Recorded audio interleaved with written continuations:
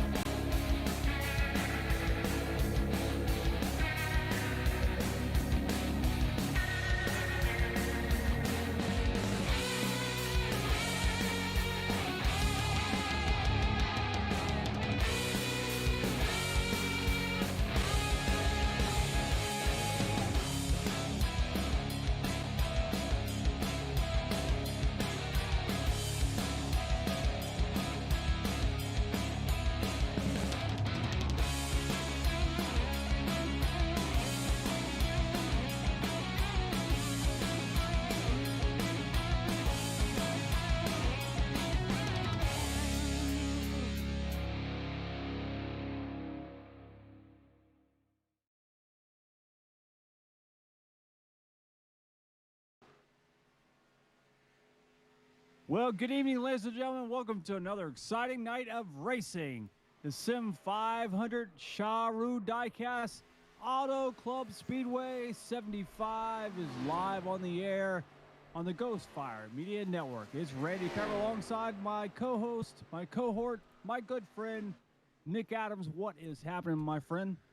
Oh, nothing much, Randy Pepper, per usual. I'm eating in the booth right before the race. You got the race director over here yelling at me, screaming at me for getting crumbs all over his control board. I gave him the finger. He almost threw me out. We almost didn't have a broadcast. It was an interesting situation here, folks, up here. But we're here. We made it to another Wednesday night. Presented to you by Sharue Diecast, those wonderful folks in West Texas. Don't forget. I tell you this every week. There's a holiday every week, right? It feels like that here. Valentine's coming up. Valentine's Day is coming right up. Sharue Diecast is the one-stop specialty shop for you or your friends and your loved ones and your diecast desires. Man, there are some rare and hard-to-find items available at thatsharue.com. You can surprise the diecast enthusiasts in your life. I mean, and trust me, if you surprise somebody that loves diecast with a diecast for Valentine's Day, they're going to pop the question. Almost a guarantee. It's almost a guarantee. I mean, if my wife, but when she was my when she was my girlfriend, if she would have just bought me a diecast, hell, I would have proposed to her week into our relationship. It was 4 months. It wasn't a week. She's back there in the booth screaming at me. But, you know, there's some really cool diecast on there. I mean, I've seen some stuff that I haven't seen in years of that website. So you got to head over there. And they, like I said, they're located in the heart of West Texas, and they're positioned to offer you excellent deals. So it doesn't matter if you're in California, if you're in Boston, if you're in New Mexico, or if you're in like Colorado and the Rockies. They have excellent deals for you across the country, border to border, coast to coast, east, west, north, south. You can be in Florida. You can be in Seattle, Washington. I mean, it's great, easy, you know, conversation with them, and it's a very quick and easy process with them. You know, one button and it's done. Pre-orders are available at no cost to you until the goods arrive. That's another thing that not a lot of these bigger companies do, right? You pre-order a diecast from remove diecast company name here, and you may have to pay before it arrives. And you could be waiting 6, 8, 9 months. And by the time that diecast arrives, you may have forgotten about it, man. It shows up. All of a sudden, you're like, what the hell is this? I didn't order this. And then you're like, wait, this is what I paid $200 for 9 months ago. You know how you remember about that with Sharue? You get the email the day before. Boom, charge account. Here's your diecast. 3 to 5 business days later, depending on UPS or the USPS, depending on where you are. So if you want to head out there and you want to purchase yourself a diecast for the love of your life, for your best friend, or for that guy that you just really want, or the girl, I'm not saying only guys buy them.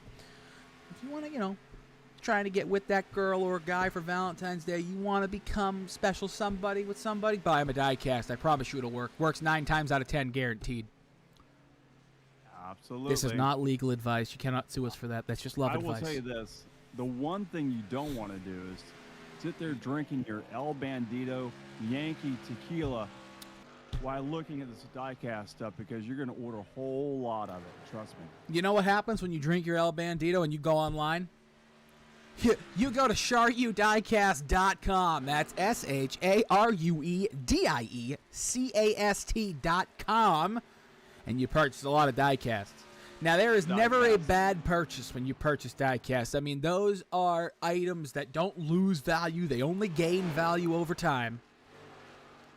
Most of them. I would order so much stuff. If I was sitting there drinking my El Bandito, I would order so much stuff. I would get in so much trouble with my wife.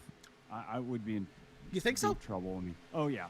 No, because she knows how much I love my diecast, and I would, I'd be like go a little overboard. $6,000 in debt, and like, uh-oh. I mean, you own your own business. What's a little bit more debt?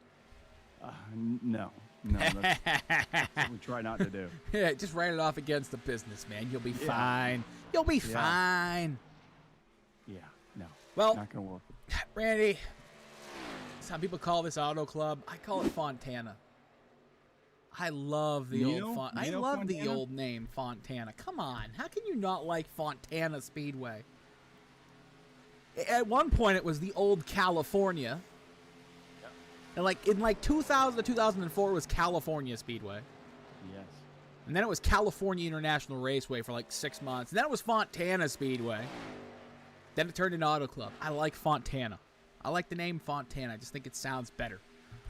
But I think California was fine. It's a 2-mile egg-shaped track, like most of the 2-mile tracks that were built in the mid to late 90s, early 2000s. Kind of all designed by the same people inside of a warehouse with a bunch of blueprints going, hey, we got a 6,000-acre property. What can we do with this? Well, put a 2-mile oval on it. And this is almost an exact clone of Michigan. It really is. Just on the other side. Exactly 2 miles. It is. It's exactly 2 miles. It's not, and it's... a lot of them are 1.94 or 2.1 or whatever. Yeah, it's exactly 2 miles to the dot. Exactly. And I think, honestly, I mean, if you look back at it, if you put this and Michigan next to each other on a map, and you took away where they were, you'd be hard-pressed to get anybody to choose Michigan or California Speedway versus each other. Yeah, they're I think the pretty only similar. difference of banking is the only difference between the two. Yeah, I mean, they look the same from a map, except one is old asphalt that is so gray you would think it's concrete, and then one is new asphalt that they ruined when they repurposed the racetrack, when they redesigned the racetrack. But we won't go over that. Well, we don't have to worry about it anymore. After this, they won't be racing this track anymore. Yeah, no, I mean, Auto Club eventually, it was supposed to happen before COVID, but I think COVID kind of played with those plans a little bit and threw a wrench in there. They were supposed to knock down the Auto Club Speedway and put almost an identical copy of Bristol here. Yeah, Bristol. It's pretty much going to be the Bristol of the West. That's what it was going to be. I mean, it was a bowl. It looked like a coliseum the way they had the designs up there. It was going to sit right in the middle of where the current racetrack sits. And then they were going to sell off other pieces of the property to try to regain back some of the value. But COVID kind of put a stop to those plans, and then I don't know. It's almost like what happened in Chicagoland, where there was a lot of pushback and stoppage of getting rid of the racetrack, and then there was getting rid of it, and then there wasn't. I mean, we could do. I hope it actually happens. We could do an entire podcast, really, on the history of California Speedway, all the problems they had. Yeah, all the problems they had when they were trying to build this place. I mean, when they were trying to build this place, they had a lot of permit issues and a lot of issues with the city and the state. I mean, they should have just took that as an omen that this track was going to be completely cursed. The only thing that I can really remember about California Speedway is commercials. Well, commercials, green flag runs, and the birthplace to the great Jimmy Johnson. I mean, it was his first career win in his... Yeah, that's true. What, seventh start? It was early on in the season in 2002.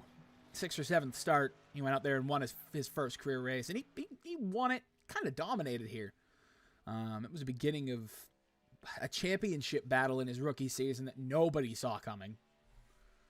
It kind of led into him being the 7-time possible greatest of all time, depending on who you ask. But as you're watching Stoney Benfield here in turn 4, you're going to see what I just saw there a lot tonight. These guys are going to get super, super duper loose on the exit of turn 4, especially early on in the run. The first 2-3 laps, this car it's not undrivable. It's just you have to drive it. Like, you can't just take it around the corner. You got to drive this sucker through 3 and 4. 1 and 2 is kind of stable, but 3 and 4. You're watching the race. If you're watching this, you want to make sure that you look inside the car and watch these guys manhandle these wheels to make sure that car stays as straight as possible in those turns. Yeah, I mean, you're going to see a lot of turning right as you're turning left here tonight. I mean, you're looking at Stoney. He's turning left right now to get down to the corner, but you can actually see the front end of the car beginning to turn right, and he has given up on this qualifying run. He's going to reset, start again, because he did not like what happened to him. Gerald Livingston is going to cross the line first for his first lap. It'll be a 42.19. That's not going to be anywhere close enough to be on pole here tonight. Tyler Dalton with a 41.98 on his first lap. Who's that? That was Dwight Beverly. He comes in 42.09. Here's Chad Coleman crossing the start-finish line. He's going to jump up to provisional pole with a 41.76. Good lap for Chad. Here is Jeff Ryan. And the Mountain Dew machine, the classic Mountain Dew, across the start-finish line. He jumps up to provisional 8th, 2 seconds off the pace. Richard Swaverly jumps up to provisional 4th. Tyler Dalton looking across the start-finish line all the way down across on that white line. He crosses the line. He'll improve to a 41.54. That's the type of time you're going to need. I think it's going to be a little bit faster than that on pole, though. Can Chad Coleman, match that or beat that? He doesn't get down nearly quick enough, I don't think, to the white line across the start-finish line. Chad Coleman, he'll improve, but only to a 41.72. He will not take pole tonight. Tyler Dalton sits on provisional pole. Jeff Hollingsworth out of 4 down across the start-finish line. He's going to jump up to provisional 3rd as Mike Kelly jumps provisional 2 with a 41.64. Richard Swaverly improves to 4th with a 41.7. And jumping to 2nd, Bentley Glazier with a 41.61 there across the start-finish line. E.J. O'Rourke now jumps up into 2nd there with a 41.59. Again, I don't think Tyler Dalton's going to be able to hold on to the pole here, though. I really think Daniel Falkenham's going to have something to say about that 41.54. We watch him on the exit of 4. The Ragin' Cajun across the start-finish line for his first lap. Ooh, 2nd. 41.54. I mean, he copied him. He shut it off. So that's going to be it. He did exactly what he usually does. That I mean, I don't think he probably thinks he can't improve that lap any more than he can. So that'll give Tyler Dalton provisional pole. Jesus, he was nearly identical that he did in practice.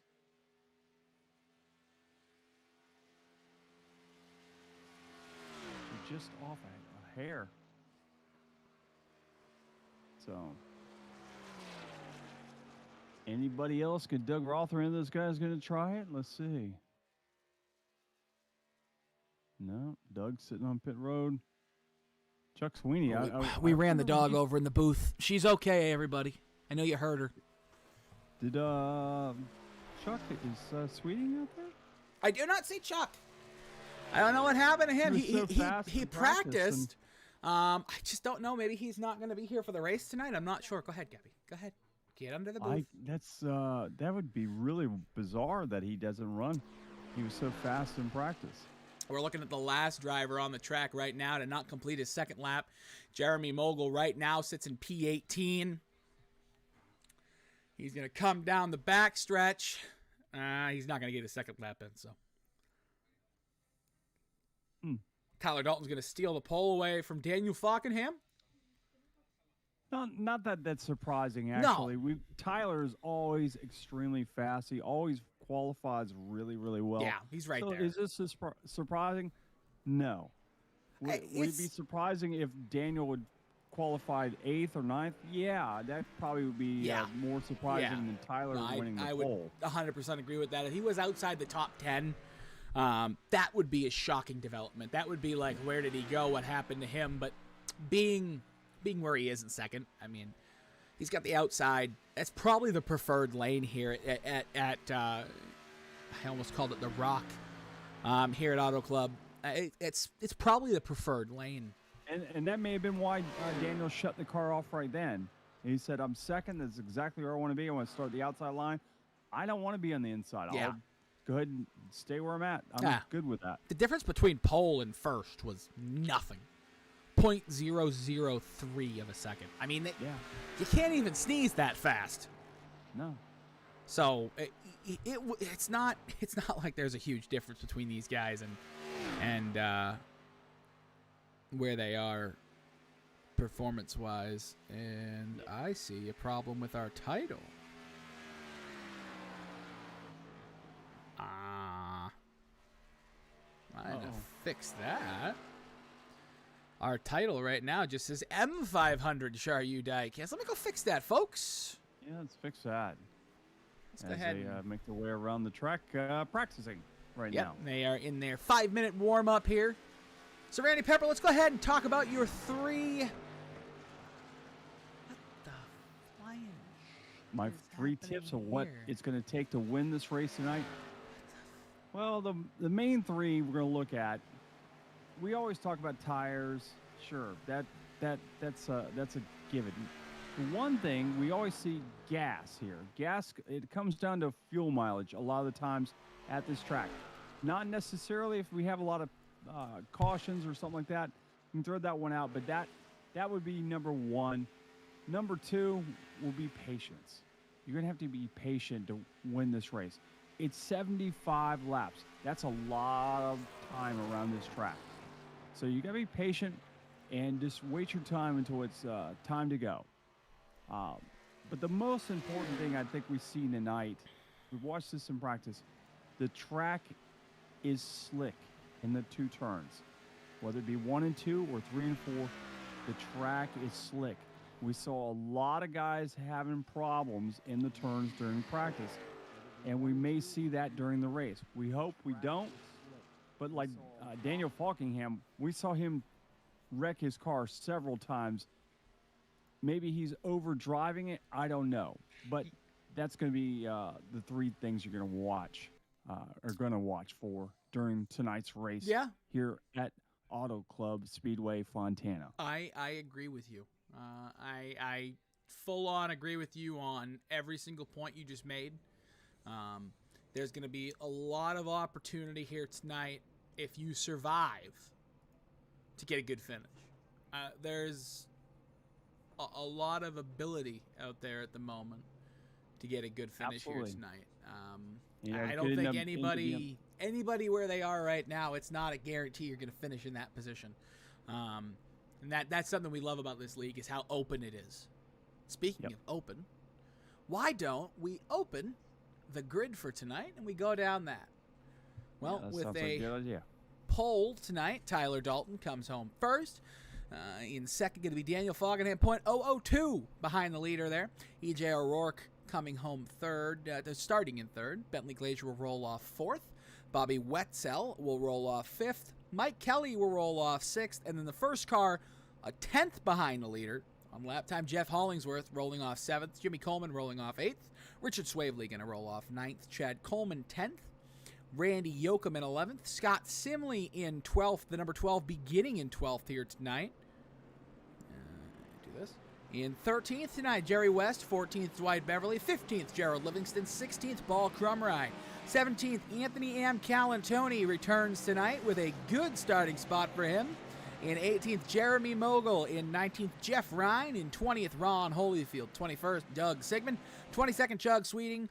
23rd, Brian Macklin. 24th, Charles Woods. And 25th, going to be Doug Roth. 26th, Stoney Benfield. And rounding out the field in 27th, Travis Trevelyan in the number 71. We'll see what these guys can do start further back in the field. We have 26 drivers coming to the green flag tonight. It's going to be interesting to see how everything works out. Keep an eye on this driver right here on your screen right now, the number 57, who has no paint scheme for me. He has. There it is. Other car. Gator Racing. Keep an eye on the 57 tonight. He was super quick in practice. See what he can do starting back in 22nd. Keep an eye on how he gets through the field tonight.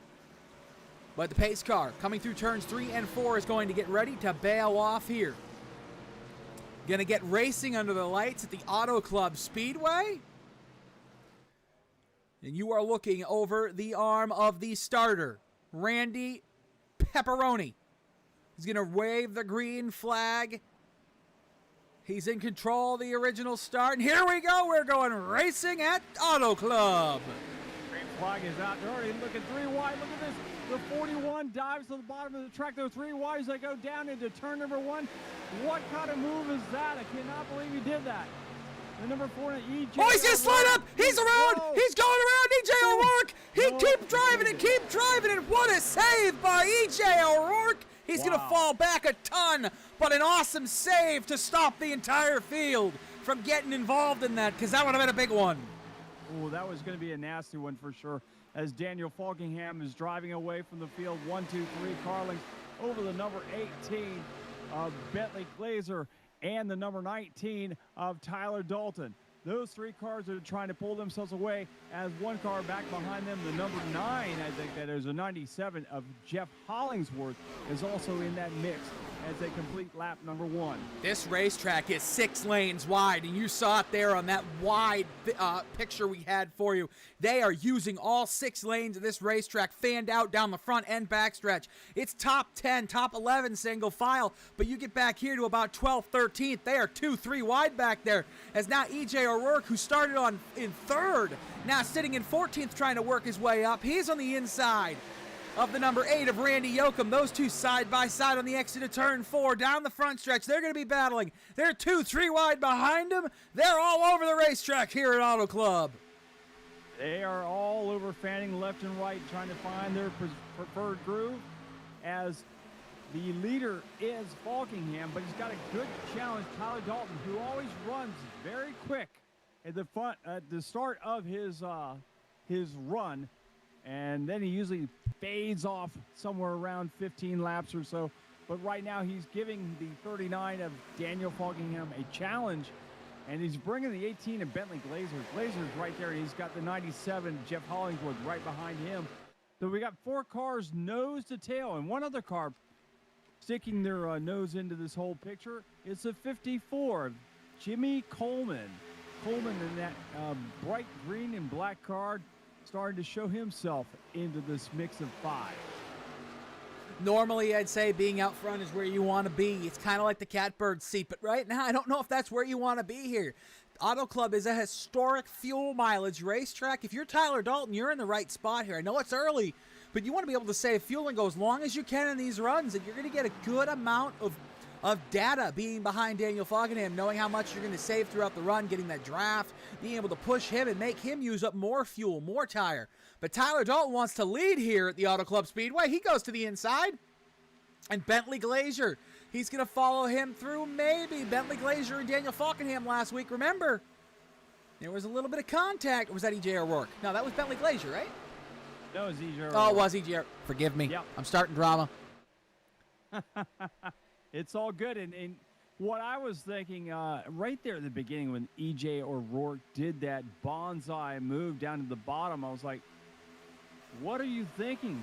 But maybe he had a plan and it did not work out. So. Whatever it was, it went wrong because he's sitting back in 12th right now from a position of 3rd. Oh, up on the exit of 4th. 3 cars almost hit the wall. Dalton, Glazer, and Hollingsworth got real tight in the dirty air on the exit of 4. Right up the racetrack, almost into the wall, is now Tyler Dalton's being challenged by Bentley Glazer on the outside.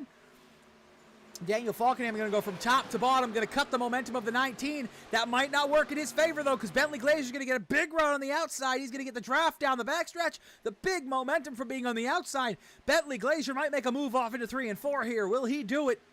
He's going to stick back to that back bumper. He's going to go to the 4th lane. Tyler Dalton to the 1st lane. Now he's at the 1.5 lane. He's just over the seam through 3 and 4. And this is a heck of a battle for the lead, just 6 laps in. don't think there's any other groove than that middle to upper groove. You're going to see Tyler Dalton. He's going to dive to the bottom of the track. He's going to try to get around him. Will it stick this time? I don't believe it will. It just doesn't seem like there's any groove or any momentum down on that bottom of the track, although he may prove me wrong, as Falkingham trying to work that outside groove, trying to get back around the 19, and I believe it's going to stick, as the 19 has tried several times to make it work down that bottom. He's going to get a good run going into the turn. They're going to be side by side. You see the back end starting to come around, though.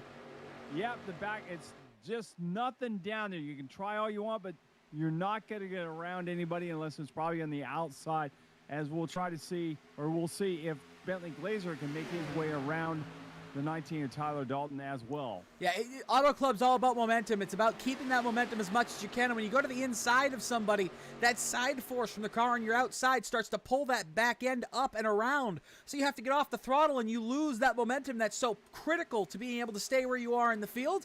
And now Tyler Dalton's going to struggle now to keep Bentley Glazer behind him. He's going to have to send it off into 3 and 4.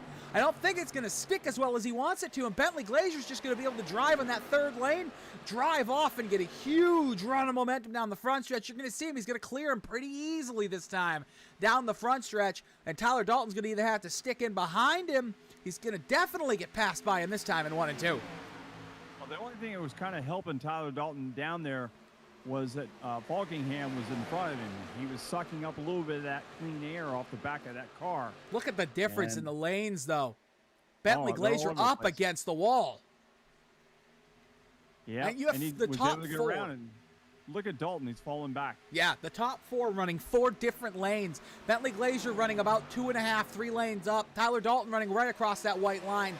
Daniel Falkingham running between the white line and a half a lane up. And the number 97 of Jeff Hollingsworth, well, he's running 2.5 lanes up right on the seam in the middle of the corner. So 4 different lanes from the top 4 drivers, and it's showing that it just gives you the ability to use what you're good at against the driver ahead of you here. And Daniel Falkingham saw the time that Bentley Glazer was gaining, and now Daniel Falkingham makes Bentley Glazer come off that top line because he stayed in front of him and slowed him down in the entry of the corner.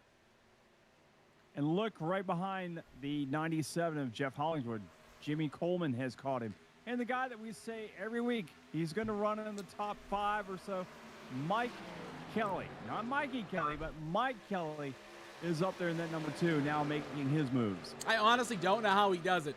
There's weeks where he comes in here and we just don't think he has it in him, right? We look at his qualifying and we go, man, I just don't think you got it.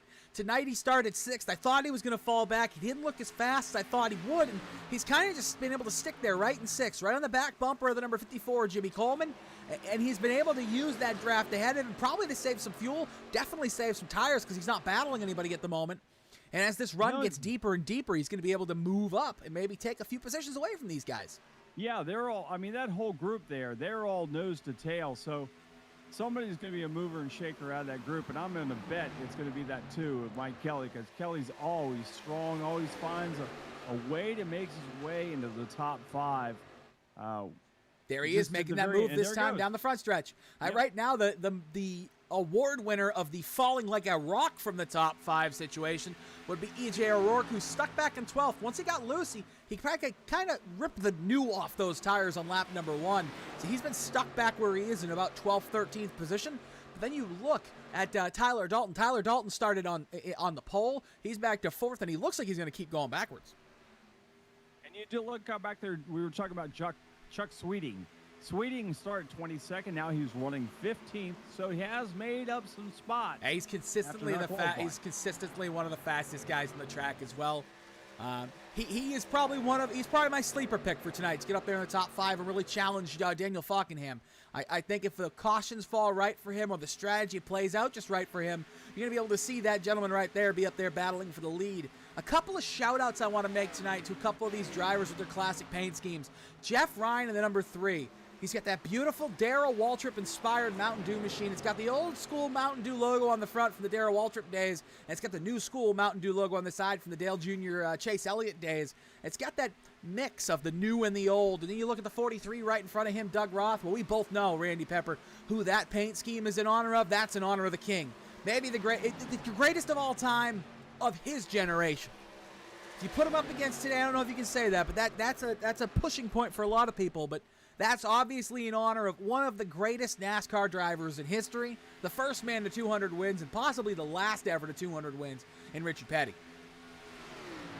And I always love it when Trading Paints either does not update your paint or my paint, because I see Jeff Ryan's car fine, but I see Doug Roth, I see his car as a scary car. It's called Scary. It says yeah, Scary. I'll have to teach you something about that, how to fix that. Yeah, I need to find out what's going on with that. But you look back in the field even further, the number 1, a Rod Holyfield, that beautiful new style Castrol GTX machine, beautiful machine sitting back there in 23rd. Kind of struggling so far tonight, but I mean, hey, if we're having a competition for one of the best paint schemes on the track, that's going to be in my top 5. Yeah, it's a good-looking car, no doubt about it. No doubt about that. And just an honorable mention to the 9 of Bobby Wetzel. I mean, there's a few people who will say a couple of different names for that paint scheme. Depending on when you got in a NASCAR, you're either going to say Steve Park or you're going to say Kenny Wallace. One or the other. Or Darrell Waltrip, too. Or Darrell Waltrip. Darrell Waltrip as well. Darrell Waltrip drove that car. Fun fact, for people who didn't know, Darrell Waltrip stepped in for Steve Park the first year DEI was ever incorporated when Steve Park got injured. Yes. And he was so good in that car that Dale actually offered him a ride in another car. But obviously that kind of fell through. He wanted to go do his own thing. And Dale Sr. promoted Dale Jr. into that second ride. And the rest, as they say, is history to the most controversial and the most popular driver in NASCAR history. We've got a great battle battling up or shaping up for that third position as the 38 car, Chad Coleman, has come out of nowhere. There's 10 cars right there. Oh, we've got a big old gaggle of cars. Holy schmoly, look at EJ O'Rourke. I mean, 2, 4, 6, 8, 10. They're too wide, 5 rows deep. There's 10 cars within probably a half second of each other. And there's, at any moment, anything could either go A, really, really wrong, or really, really good for somebody. I mean, if you are in the 39 right now, sorry, the 38, Chad Coleman, he's now up to 3rd. But you look right behind there, I mean, Tyler Dalton falling like a rock. He's on that 3rd lane all the way down at the bottom. He's got the number 9 right behind him. We were just talking about the 9 of Bobby Wetzel, trying to give him a push off into the corner. But the 19 of Tyler Dalton, he's falling like an absolute rock here as this run goes on. He's back now to 7th. He's stuck on the bottom and not going anywhere. What lap is it? 18. Lap 18. What did I say about him? 15 laps and he's done. Yeah, he's one of those. Tyler Dalton has an immense amount of talent. But there are plenty of drivers who have an immense amount of talent who have to work on one thing, and that's knowing when to put it all on the line. Tyler Dalton, he goes hard every single lap, and I will always respect that, but that's not going to get you a lot of wins. It's not going to get you a lot of top 10s either. You're gonna ruin your equipment early on in the race, wreck those tires, you're going to go backwards, and unfortunately for Tyler Dalton, a fantastic qualifying session and a great amount of quick early run speed is not going to, it's not going to translate with the way these tires are falling off for him as we go down the front stretch here, 20 laps in. Yeah, absolutely. Mike Kelly's now making that move, trying to get that 5th position, trying to get one spot up. He's been running 6th most of the night. Now he's going to try to make his way to get into that 5th, trying to crack that top 5 as he's working that 97 car. Yeah, he's got a good run this time. He's got a little bit of help from his teammate right behind him, Scott Simley in the 12. Yep. We said early on in this race, Randy, that the outside lane was the preferred lane. I think as the race goes on and the tires wear down, you kind of migrate from the outside to the bottom of the racetrack, right against that white line. Yep. Early on in the run, you have a lot of grip, so you can run that high line, full throttle it, flat foot it through the corner. But as you get longer and longer into the run, you lose more and more grip, so you want to do the fastest but shortest way around the racetrack. This track is totally changing. It is. There's no doubt about it. It's nighttime. It's not going to get any hotter. It might get a little cooler, but as it rubbers in, you're going to see guys migrate from the top to the bottom. And if enough guys stay up top and rubber in the outside lane, you're going to see a lot of guys migrate to that outside early on in their runs. And we're finally starting to see EJ O'Rourke show himself as he's making his way back through the field to run back up there in front, because he has made it right behind the 12 of Scott Simley now. Can we point out something that we consistently see? The 39 at Daniel Falkenham, 21 laps into the run. As the tires get older and older, gets better and better, he's now 2 seconds ahead of the entire field. Yeah, we know that. That's just that's like a trend with him. At the beginning of a run, he kind of struggles, got to get those tires up to tap. Everybody else is right there around him. But as those tires get older, there's a reason he has 100 wins in this series. There's a reason he has 100 wins in this league. There's a reason he's going for Road to Pro, and how talented he is because he's able to adjust. And as the tires get older, that's when he gets better. The best race car drivers can drive a car as hard as you possibly can near the end of a run and not wreck. Daniel Falkenham is one of those guys who can take a worn-down race car with very bad tires, put it wherever he needs to make the most time up, and just drive that car straight to its guts. I'm not so sure that Daniel Falkenham couldn't be driving a freaking golf cart and running away from the field. There is a lot of talent there with that young man, and I mean, it's awesome to hear him. It's awesome to talk to him. I mean, he is an absolute stud when it comes to these race cars, and he knows his stuff too. That's the other thing about this young man. He knows what he needs to do, what he needs to get done to be able to really compete and battle, and it's awesome to see. It is awesome to see. And folks, we hate that we have to talk about Daniel Falkenham every single week, but until somebody beats the guy like solidly without some kind of weird thing like we had last week, we'll continue to talk about him, because he really is a talent to be had out here in the Sim 500 League. And you know, I'm watching Chad Coleman, and Chad Coleman's doing a tremendous job right now running in second. He has separated himself from everybody else by 1 second, so he's doing an awesome job. Behind him, you know, Jimmy Coleman, his brother, and Mike Kelly, Scott Simley, E.J. O'Rourke, Jerry West, Bentley Glazer, all them back there, they're all in a giant hornet's nest just trying to find a spot. And now they're kind of kind of settled down. I guess they figure if they get in line, they might be able to run back down Chad Coleman. Wow, look at Tyler Dalton. I mean, we were talking about him falling like a rock. It's unfortunate. He's back to 14th now. 13 spots since the start of this race. Just about 10 spots in the last 5 or 6 laps. Just that car has gone completely away from him where he wants it to be. And again, it's not a knack towards him. Or a knock, I should say. The guy is probably one of the most talented race car drivers you could meet. Yep. And I think the world of him as a person. We're talking to him here throughout the league. I mean, he's a great person. He's a heck of a race car driver, but it's one of those things, right? The consistency comes over time, and maybe working on tire conservation is that one thing that he thinks he needs to work on to get to that next level, to get to that Daniel Falkenham level. I mean, Tyler Dalton can go out here every single week to challenge for a win if he can get that one thing under control. And one of those things, talking about tire conservation, in iRacing, if you don't know anything about it, wait a second. Watching. Sorry to interrupt you. What do you got? Jimmy Coleman and Chad Coleman are not related to each other? They're not? No, they're not. Apparently they're not. Robert Gillenwater just told me that. I am shocked by that. I thought they were. Somebody told me they were related. Too. Yeah, somebody did. Somebody told me they were brothers. Yep, that's what we heard. Oh. Okay, well, these two Coleman guys are just running nose to tail. Well, that's different. I didn't know. I was told they were brothers. Okay, well, the brothers that are not brothers are running second and third. Yeah, those two Coleman guys. The two Colemans. I thought they were related. Are you sure they're not distant cousins? Bob, can you go on... from West Virginia. Bob, can you do me a favor? Can you go on... what's it called? That's that website. One where you can get your... Ancestry.com. If you go on Ancestry.com and figure it out, upload their social security numbers on there. See if they're related. FarmersOnly.com. Farmers... You don't have to be lonely at FarmersOnly.com.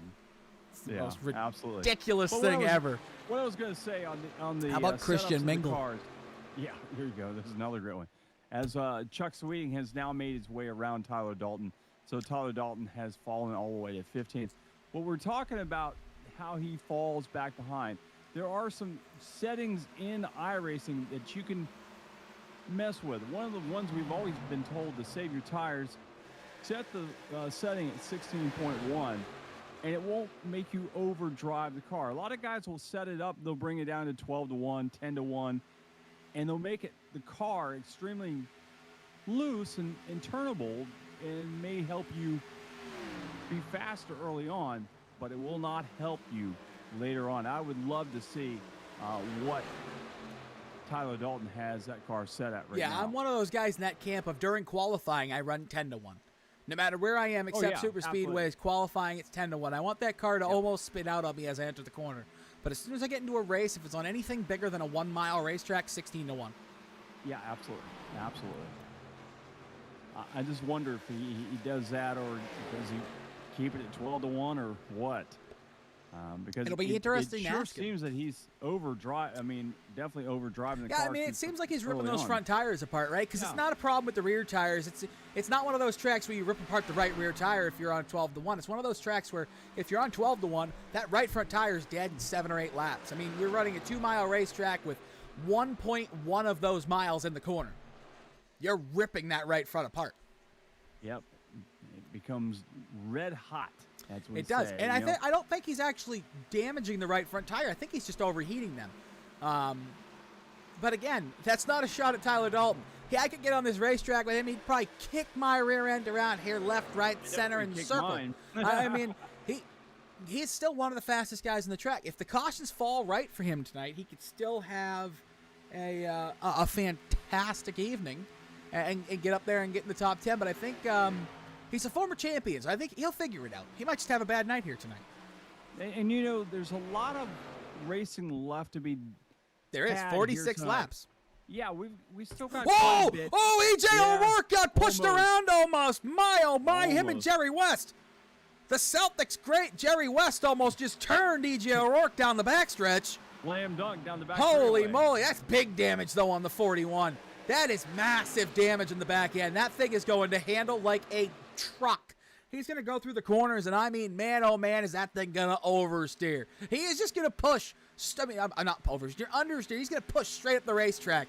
It is going to be undrivable with that amount of damage, being able to stay up in the top 10 for that car. A bad night goes worse for EJ O'Rourke there. We said that before, and somehow these guys seem to look at how hard that thing's pushing up the track, though. I mean, you saw it on the exit of that corner, how much. Oh, and Jerry West in the wall there. Here's something we have to worry about, though, for Jerry West. Jerry West, EJ O'Rourke's going to have the problem with the car not wanting to turn. Jerry West is going to have the problem of going 45 more laps with a radiator that has a very small opening. That opening is even smaller now. Yep.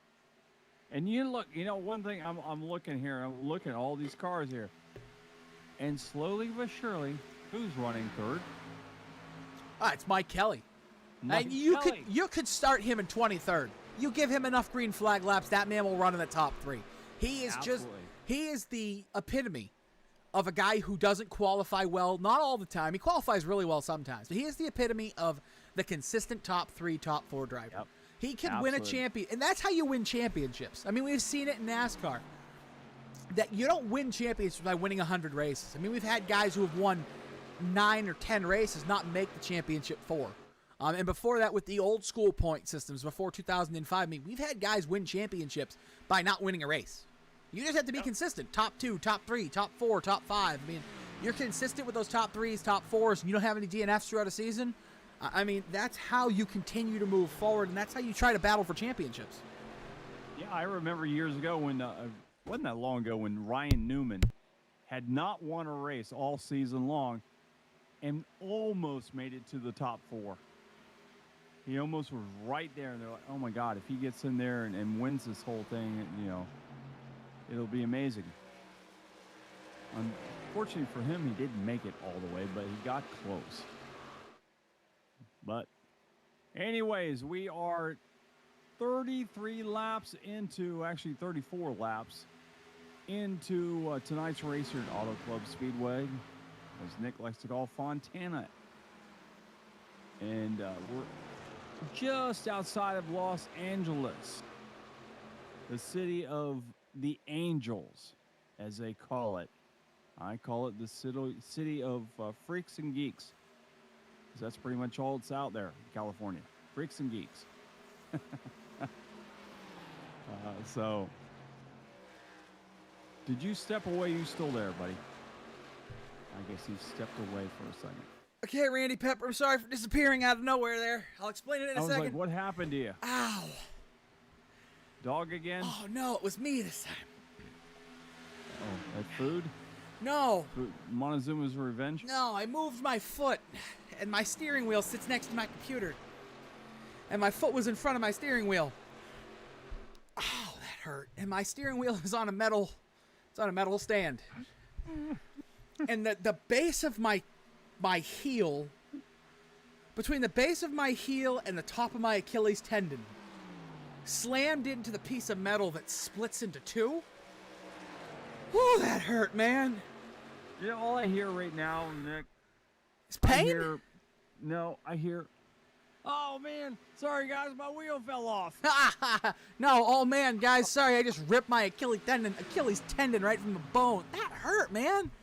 Oh. That is that's like hitting your freaking funny bone on something. Oh, I hate that. Ooh, all right, so we're gonna get pit stops here on your lap. The question I have is, if you're Daniel Falkenham, did you save enough fuel to, per se, split this in two? Can you get to lap... Well, actually, can you split it in two from here? No, you can't. Yeah. You'd be really, really, really, really close. 36 and 36 is 72. You'd be really, really, really close. Yeah, it's going to be close. I would say you want to try to get to lap 39. If you can, split it in half, and then... boom, from there you're kind of good, right? Then you can just run your own race. Yeah, boom shakalaka. Oh, God. Ow. God, that still hurts. Whew. That doesn't feel good. I see some cars that have already pitted that are extremely fast. Do we? Like we have a couple of cars. Yeah, Bobby Witzel, yeah. he pitted. Charles Woods, Travis Trevelyan, they all pitted a while earlier. So on 31... Bobby Wetzel came in, 23, Charles Woods came in, Gerald Livingston came in, Jeremy Mogul. Jerry West is disconnected. He's gone. I'm surprised at that. Jerry West is gone? Well. Yeah. He probably blew his motor. I would almost guarantee you that motor is probably either just about to explode or it exploded, because he definitely, probably put a hole in the radiator there. There are battles all over this racetrack, surprisingly, here. I mean, Autoclub is not normally this exciting. No, normally it's usually a snore fest. We can be honest. I think our viewers like honesty. We dreaded this one. This is one of those on the track. This is one of those races on the calendar that you say, man, it's going to be one of two things. It's going to be a single file snore fest, and we're going to have to come up with stories, or you're going to have slide jobs like we just did between Bentley Glazier and Richard Swavely for 10th. All night long, and that's what we want to see. We want to see these guys get in there and race, and these guys are doing every single thing they can to get to the end of this race on one stop, but they're also doing it at the same pace of, I need to go. So it's very interesting to see the difference between what these guys are willing to do right now and what they might be willing to do in 25 laps. Yeah, I mean, if we look at the field, yeah, we got Daniel, he's gone. Slim Simley and Mike Kelly. Gone. Teammates side by side. Yeah, these guys back third, back to sixth, seventh. There goes Mike Kelly. Mike Kelly's going to be the first one on pit lane. Now here's the problem. Do not speed. Do not speed. I don't know if he got down to the speeding time. He was on the brakes hard, left and right, left and right. He almost spun out coming across the line, but man, oh man, I don't know. He might have sped. We're going to have to keep an eye on that. There's definitely a chance that he sped on pit road here. We'll have to keep an eye on that. One of the longest... Daniel Falkenham coming to pit. He is. Here he comes. One of the longest pit roads in NASCAR here at the Autoclub Speedway. And we'll give you a little bit of a wider view here so you can see what's happening. Daniel Falkenham coming down. Is Daniel Falkenham coming down? No, he's not coming down. Yeah, he said he's not getting ready. Down. He's not down yet. He hadn't yet, but he did signal. Bentley Glazier, Mike Kelly, Doug Roth, Jeff Ryan, all on pit lane. Bentley Glazier gets off first before Mike Kelly. I can confirm Mike Kelly speeding penalty. man. 40 seconds. That's what that'll be. It'll be a 40-second hold that will take Mike Kelly out of the race here. Not out of the race, but out of the opportunity for a top 5, top 10. He won't even finish the lead lap now. That sucks for him. That's terrible. That does suck. I feel bad for him, but I knew it. As soon as I saw those tires lock up and him going left and right, I knew it. You can just tell. You called it. You saw her off the bat. And that was one of those concerns I had coming into tonight, right? I mean, these guys didn't think they were going to get a lot of green flag. I would assume you don't think you're going to get a lot of green flag pit stops here because of the way this race can go. I mean, if you have calamity in the first 10 laps, you're going to have calamity all night long. So you start to believe in that you might be seeing calamity for the remainder of this race. So you're like, I don't know if I need to practice green flag pit stops. And then once you get into the rhythm of 42 laps, all of a sudden, you come down pit road, you're going to go 55. It's hard to adjust to having to pit from 170 miles an hour to 55 miles an hour.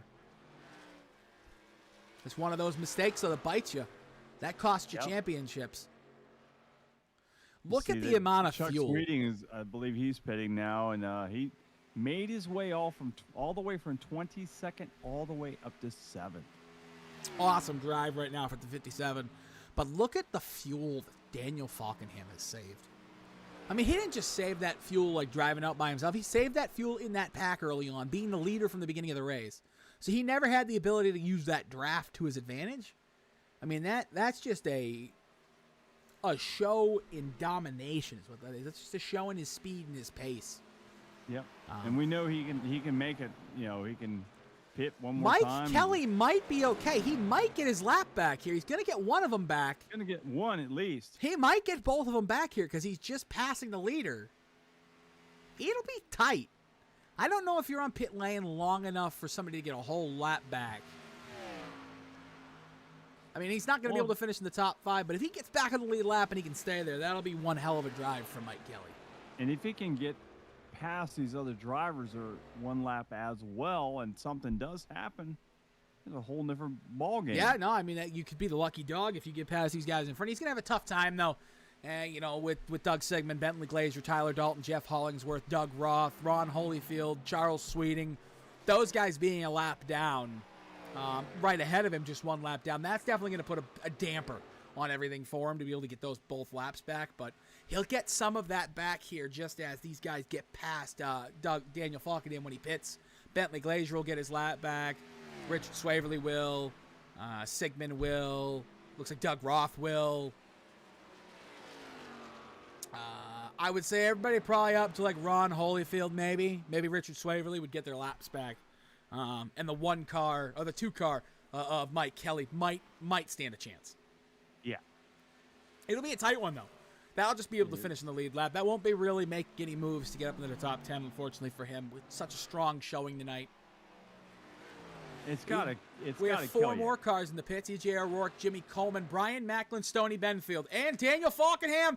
And will the leader get slowed down? It looked like he was slowed down in time, but he still came in there at a clip. Yeah, he did.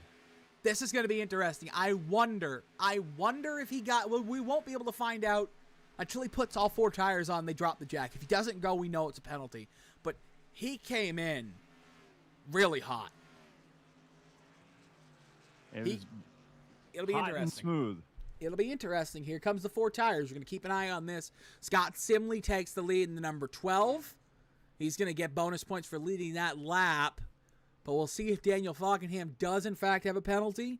4 tires, fuel. The left sides go down. He's away. No penalty. He was not speeding. Great pit entry by Daniel Falkenham, pushing it right to the limit. Good drive right there by the driver of the number 39. And Scott Simley actually led a lap. He's still out there. He did. And Bobby Wetzel... Scott Simley now in the pits. Bobby Wetzel, who pitted on lap 31, he has inherited the lead by 7 seconds. I don't know if he can make it to the end though. 46 laps. I don't know. He's losing time right now to Bentley Glazier anyway, and they're going to lose a ton of time to Daniel Falkenham, so it doesn't really matter. Daniel Falkenham's going to get that lead back, but yeah. Mike Kelly will in fact get his lap back and be on the lead lap. Mike Kelly kind of needs caution to come now. if we're going to get one, he needs to come now. Before Stoney Benfield gets lapped, before Ron Holyfield gets lapped, Mike Kelly needs that caution to come ASAP. Yep, absolutely. So that would be something we keep an eye on. Couple of races going on here throughout the evening right now. As Jeff Hollingsworth falls back to 6th. He was 4th just a minute ago, falls back to 6th now. Jimmy Coleman in 5th. Chad Coleman 4th. Daniel Falkenham 3rd. Bentley Glazier in 2nd. Bobby Wetzel in 1st. We're going to step away here. You're not going to miss a second of the action as we go side by side as we hear from our partner, the Guitar Addict. Hi, I'm Randy from the Guitar Addict. Can we be serious for a second? Are you tired of being a loser? Can't do anything right? Feel like everyone's coming down on you all the time? Well, there's a way out. And I'm going to show you. Hey Mom, look what I learned. That's right. Pick up a guitar, learn how to play guitar. Automatically you're going to become a chick magnet. The ladies are going to love you. Your kids are going to think you're cool. So what you need to do is come down here to the Guitar Addict, 1672.5 Ridgewood Avenue in Daytona Beach, Florida, or go on guitaraddict.com and buy yourself a guitar and automatically be the star of your neighborhood. That's guitaraddict.com.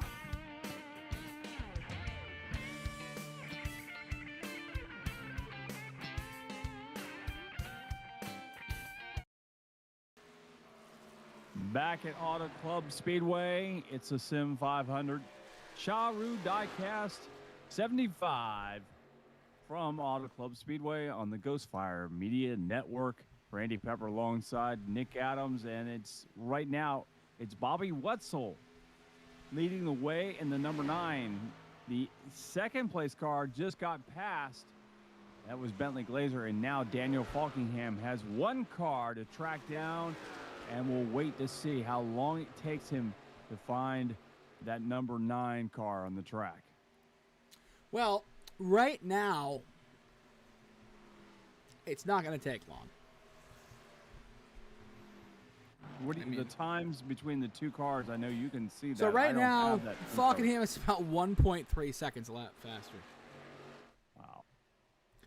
Wow. He has 3 seconds to track down. So He does. He has 3 seconds. He has 25 laps. 2 seconds. Stat lap, he was another 1.2 seconds faster. For this strategy to really work out for Bobby Wetzel, I mean, you need a caution now, right?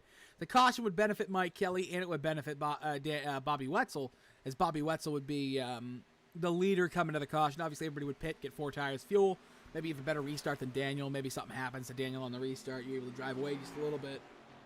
It'd be interesting to see here. But these guys are pretty spread out right now. I don't foresee us having any cautions. Consistency is key right now for these drivers just to get through the rest of this race. Absolutely. We, 52 laps down, and just after that, we've only a couple handfuls left, and we'll be out of here. As we see the number 9 being stalked by the 39. I don't know if he's being stalked. Well, it is when you're driving and you see that car coming up behind you, you're like, uh-oh. There he is to the inside, now into 3.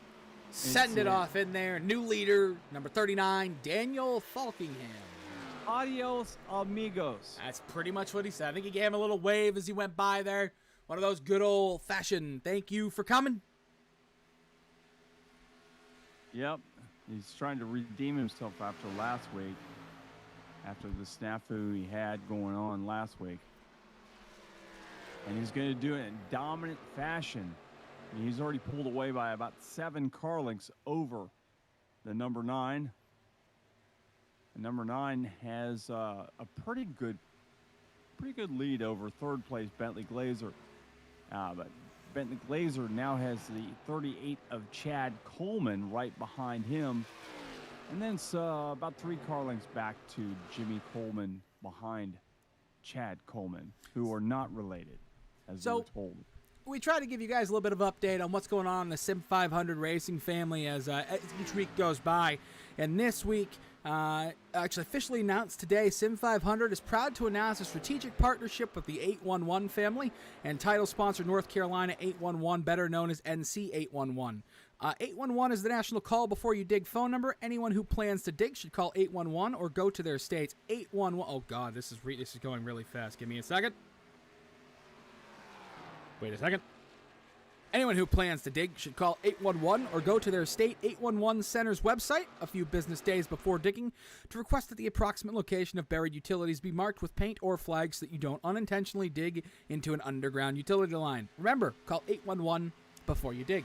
That is a welcoming to the 811 North Carolina 811 from the Sim 500 racing family. It's awesome to see that Sim 500 continues to attract amazing sponsors to help them with their leagues. And here on Wednesday nights, you have Sharue Diecast. We can't forget about that. I mean, these guys are great.